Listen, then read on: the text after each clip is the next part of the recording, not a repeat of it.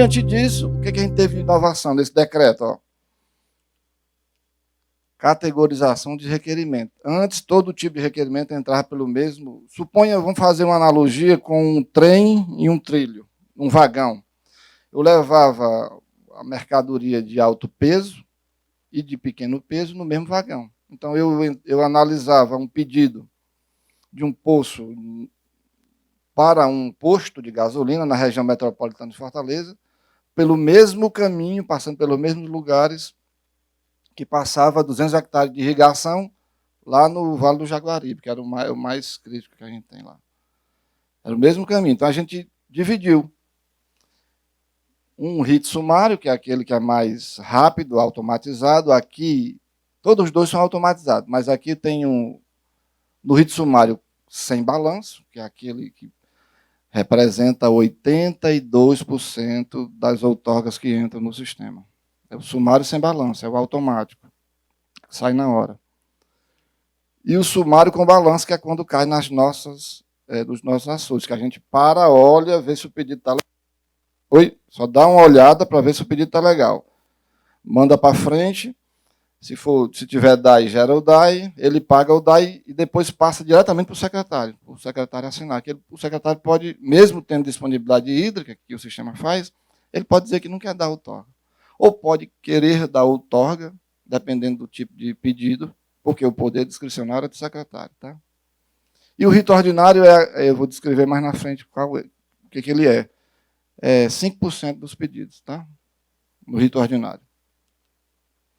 No requerimento online, que é outra coisa, única entrada e papel zero. Eu digo única entrada, mas antes você tinha que ir na gerência de outorga entregar o papel. Hoje você consegue fazer de casa. Hoje não, desde 2022, desde 2020, que é quando foi a primeira fase, foi da pandemia. Então, a nossa sorte é que na pandemia a gente já estava com essa ideia e estava pelo menos com um formulário feito, desenvolvido, formulário para receber os dados que eram preenchidos pelos usuários. Isso estava feito. Mas eu vou te ser sincero, a gente só liberou por conta da pandemia. Porque a gente ia querer melhorar, aperfeiçoar ele até ficar perfeito e não ia ter fim. A pandemia nos forçou a fazer do jeito que estava. Tá? Outro fator, né? Então, a pandemia, o distanciamento, não vou chamar de pandemia, que fica esquisito, o distanciamento físico nos forçou a liberar o sistema do jeito que estava para receber as informações. Tá? Então, a única entrada, mas você pode fazer pela rede de computadores. Tá? Redução de documentação a ser apresentada. Redução de documentação. Eu só não parei de pedir documentos para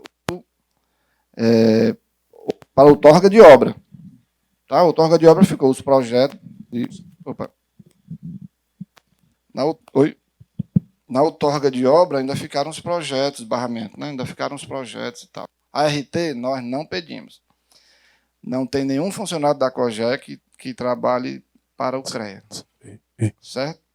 A gente não está nas nossas atribuições essa averiguação da responsabilidade técnica. Todo projeto tem que ter um RT. E um responsável técnico. Tá? A gente recebe o projeto, mas não pede RT. Tá ok? Tiramos isso da resolução. Tá? Botamos isso dentro do decreto. O que a gente precisa apresentar no projeto de obra? Tem lá o projeto executivo, tá? O que precisa fazer. Tá? Então, o usuário é responsável pelas informações do requerimento, como era antes. Só que ninguém levava isso em consideração. A gente ia em campo ver se era verdade o que ele estava falando. A gente adotou aqui a mesma ideia da declaração de imposto de renda. A gente aceita o que você está dizendo, depois a gente vai te procurar para saber se é verdade. O processo só deve ser aceito sem pendências. O sistema automaticamente ele não aceita, não abre o processo. Se tiver faltando isso, a gente vê nessa primeira análise, naqueles casos que tem balanço hídrico, não, isso aqui não é essa demanda toda que você informou. Veja se está digitado errado, porque às vezes ele digita uma unidade errada e tal.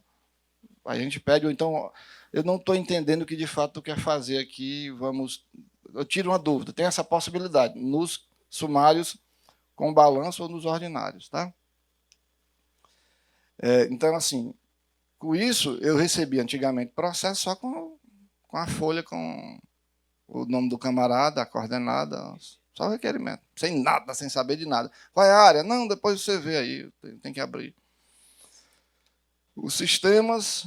e nos sistemas que não são monitorados, que é nesses outros... tirando os 157 reservatórios com seus rios perenizados, de novo, representa mais de 90% da capacidade de acumulação do Estado. Tirando a região do sul do Ceará, do Cariri, que é água subterrânea, que a gente tem estudo, ele apresenta o teste de vazão ou simplesmente uma declaração de suficiência hídrica. E aqui é um ponto que eu quero abrir um parênteses, que é importante. Um dos documentos que mais deu trabalho para tirar, e foi processual, foi o teste de vazão, em alguns casos. Vou dar um exemplo.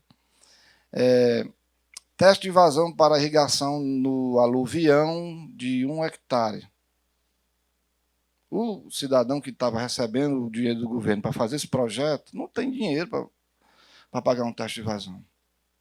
Não tem. E aí, vamos lá. Para que eu queria um teste de vazão num poço que já funcionava e ele já fazia a aguação dele? Esse dinheiro era só para capital de giro. De que ia impactar na vida do usuário e na nossa esse teste de vazão de um poço no cristalino ou no aluvião? Lembrando que o Ceará, do ponto de vista geologicamente falando, adotar aqui uma simplificação, é como se fosse uma pizza de borda recheada, certo? Só tem água subterrânea nas bordas mesmo. Na Chapada, lá com a divisa com o Rio Grande do Norte, no sul do Ceará, na Serra Grande e no litoral. No miolo do Ceará é cristalino, fraturado, não cabe balanço hídrico subterrâneo. Tá? Ou nos aluviões. Tá? Então, assim, isso foi o primeiro passo, abrir mão do teste de vazão para esse pessoal do PIMP, Projeto de Irrigação na Minha Propriedade. Depois o governo quis lançar um outro projeto, que era a regularização dos poços dos condomínios em Fortaleza, na região metropolitana. E aí surgiu uma coisa interessante. O pessoal da consultoria que fazia os pedidos de outorga e os testes de vazão começava a denunciar os condomínios no sistema de ouvidoria, copiava, colava, mudava só o endereço. E chegava lá no condomínio e disse, o senhor está denunciado aqui. Em fazer o seu pedido de outorga, eu cobro R$3.000 porque é o teste de vazão. E aí, a gente sabendo disso, eu sabia que ia aparecer algo do tipo, não sabia que ia passar de 1.000, naquele tempo era R$1.000 o teste de vazão, para R$3.000. E aí eu cheguei no secretário, está aqui, secretário, o que estão fazendo? Certo? E aí a gente dá uma parada, porque nós não vamos querer que o pessoal do condomínio pague um teste de vazão de R$3.000. Qual é a solução? Toda vez que você tem um problema, já tem a solução. E a solução é sempre como eu faço com meu pai. Eu tenho 3 propostas para o meu pai decidir, que eu nunca digo para o meu pai, como eu faço com o secretário, o que ele tem que fazer. Eu dou 2 propostas muito ruins e uma boa, que é a que eu quero que ele faça. E assim eu falei com ele. Meu pai eu faço desse jeito, dá certo. E com o secretário também, tem dado certo. Pois bem, e aí a ideia é pegar a ideia do PIMP. Vamos botar... Porque esses postos já são construídos, os condomínios não estão sem água, não. Para a segurança, mas esse poço secar, o condomínio que é responsável pela captação dele, secretário. Não é o senhor, não, nem nós. Certo? A outorga, a gente funcionava como consultor do empreendedor. Seja ele pequeno ou grande, médio ou grande. A gente estava funcionando como consultor. Que a gente fazia o teste, a gente analisava de novo se estava tudo ok, todo tipo de pedido. Depois desse passo, e a gente fez isso nos condomínios, na revisão do processo, aí ficou mais fácil tirar o teste de vazão, porque a gente já tinha um caminho percorrido. Mas, assim, recebi ligações de amigos geólogos, né, me condenando e tudo mais. Mas é da vida, são os ossos do ofício, né? Vamos para frente. Inovações do outorga online, bora lá. Desenvolvido internamente. A linguagem é Java. Isso aqui eu não sei direito, não. Eu copiei e colei aí, o pessoal me disse, tá? Não é da minha área, não, digo. Certo. Sistema online, automação e virtualização dos processos de outorga. Aí a gente chamou de outorga online. Esse outorga online foi o primeiro nome que apareceu, que foi o estagiário que deu e pegou e pronto. Sistema online, pronto, vamos lá. Pedido, análise e emissão da outorga é automática. 82% dos pedidos que entram lá. Quais? Poços e hidrossistemas não monitorados. Fora dos 157. Irrigação até 49 hectares. E aquicultura, que pode ser peixe ou camarão, até 29 hectares, sem balanço hídrico e fora do sistema integrado Jaguaribe, região metropolitana de Fortaleza. Então, aquelas portarias definiram isso. Aquelas portarias que foram surgindo depois do decreto. Então 82% é automatizado. E foi interessante que a gente fez o lançamento no Dia da Água, em 2022, né, dessa parte. Aí a gente simulou um pedido com a mesa, o pessoal da ADAGRE e o secretário na mesa lá, e eu peguei o e-mail do secretário, que é o Torga ia chegar no e-mail dele para poder digitar lá, e ele disse, aí, o Torga aqui, mostrando para todo mundo. Isso é interessante, funcionou e funciona. Validação do preenchimento do pedido de forma automatizada. No nosso caso, eu vou mostrar para vocês, a gente começa com a coordenada, que é para preencher outros campos. Por exemplo, município, bacia, nome do rio, se for na nossa base. Então, eu não tenho que preencher a coordenada e depois preencher o município, aí depois aparece uma mensagem. A coordenada está fora do município. Não, eu preencho a coordenada e o município é preenchido automaticamente, inclusive o distrito, tirado do arquivo do IBGE, do shapefile do IBGE, tá? Os atributos estão lá no shapefile do IBGE. Então, isso aqui, ó, aqui antes, na primeira fase do Outorga Online, o usuário digitava no sistema, eu tinha que digitar em outro sistema, para depois fazer um parecer fora do sistema. Então, essa possibilidade faz com que eu poderia errar uma coordenada, e a gente tinha muita coordenada no mar, no Rio Grande do Norte, no Piauí, muito ponto outorgado, né? Porque tinha erro, né? O cálculo automático da demanda, que veio lá de 2004, né? Está internalizado no sistema durante o preenchimento do pedido. Depois que eu vi a Paraíba e o pessoal falando, fazendo e tudo mais, eu disse, não, eu quero que faça logo, eu não quero mais mexer com isso. Então, mexeu com os nossos... Né? Eu não quero mais mexer com isso, porque eu que trabalhei com o Outorga, a gente perdia muito tempo para fazer isso aí. E eu queria mesmo estar em campo resolvendo os problemas, porque isso aqui não é para ser problema. Digitar 2 vezes a mesma informação não é para ser um trabalho de um analista. Tá? Isso é uma premissa importante. Eu sempre digo, nós estamos pagando muito dinheiro para o pessoal digitar de novo isso aqui. Tá? Automatização do balanço hídrico. No nosso caso, no semiárido, o balanço hídrico é muito mais simples que o de vocês. Porque a vazão incremental lá nas autobacias é 0. Então, a vazão é a vazão regularizada do reservatório. E aí a gente tem um shape de até onde ele pereniza. Então, caiu dentro do vale perenizado, ele faz o balanço perguntando se tem vazão disponível ainda, para outorgar. E o balanço é volumétrico, porque a operação ficou para alocação negociada. Outra diferença, que nesse decreto de outorga, a gente fortaleceu. O que a gente disse no decreto de outorga? O balanço, a referência do balanço hídrico é pela vazão regularizada, mas a disponibilidade anual, quem fará é o processo de alocação negociada. Então, você pode ter uma outorga para 100 hectares, mas esse ano não tem água para 100 hectares, decidido pelo Comitê de Bacia.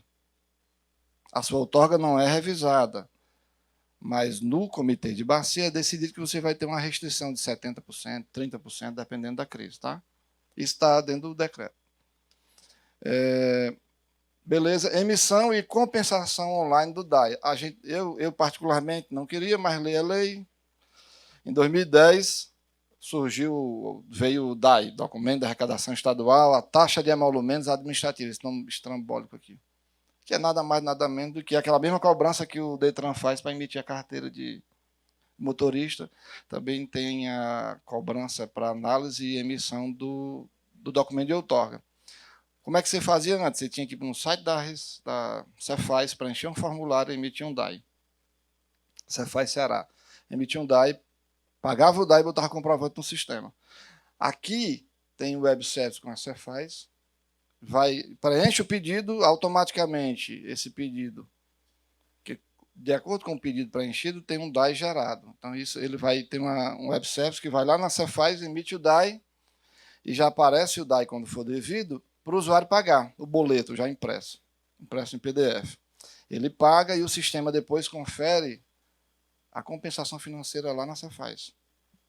E aí a gente não paga pelo uso do negócio do CPF. Por quê? Porque como a Cefaz queria isso automatizado, e isso era legal para a Cefaz também, a gente disse, pois faça o seguinte, bote aí no bolo a consulta que vocês têm com o CEPRO, rapaz, vocês pegam a gente aqui, vocês emprestam para a gente, E dentro do sistema já consulta e já puxa o número do CPF e do CNPJ, tá? Então é importante que quando compensa, a outorga é emitida na hora. Quando é isento, sai imediatamente, tá? Imediatamente após o registro no banco. Inovações. O que ainda está em desenvolvimento? Fluxo virtual dos demais tipos de requerimento, a transferência, renovação, alteração e desistência. Porque eu tenho que transferir ainda a base do outorga, imagina, lá de 94, 2004, perdão, banco de dados antigo, tem que transferir para cá para poder... Eu só posso transferir, renovar e alterar se estiver no nosso banco novo. E isso é um processo que ainda demanda um pouco de tempo, e isso aí é onde vai separar os homens dos meninos. Tá?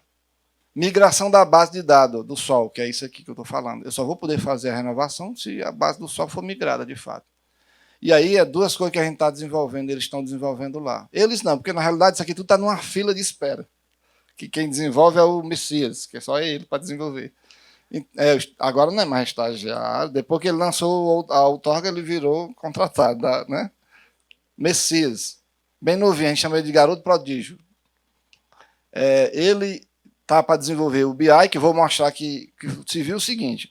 A pandemia fez com que a gente tivesse a necessidade de procurar mecanismo, e aí eu aprendi a mexer com o BI e cheguei para eles com o BI pronto. E aí mexeu com eles também. Ah, Marcelo, eu posso botar isso aí no sistema. Eu sou, pois aí, tá aí, que eu quero ver. Pois bote. E está no processo, né? Para botar os módulos de BI no sistema. E eu atualizo sempre isso aqui.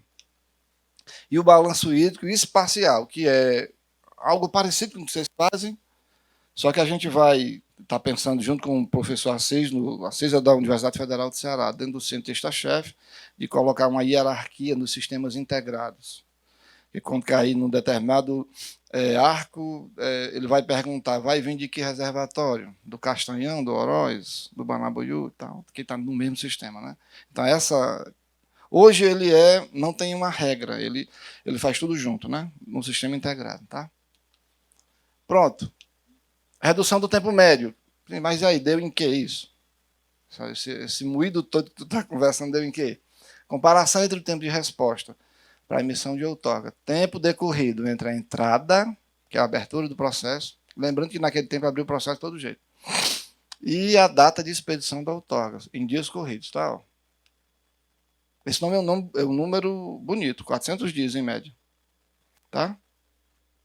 Do sistema virtualizado, é um número bonito. Depois eu mostro para vocês, eu abro para vocês na ano. O Visage era aquele primeiro virtualizador antes da mudança, né? E agora, 6 dias. Por quê? Porque 82% sai na mesma hora. Esse é o tempo médio. Ah, Marcílio, quer dizer que tem processo que sai com mais dias? Evidentemente que tem processo que sai com mais dias. Depende do nível de preocupação dele. Mas o que é importante é que a grande maioria, essa média, ela tem ele demonstra isso, a grande maioria em menos de, às vezes é no mesmo dia, tá?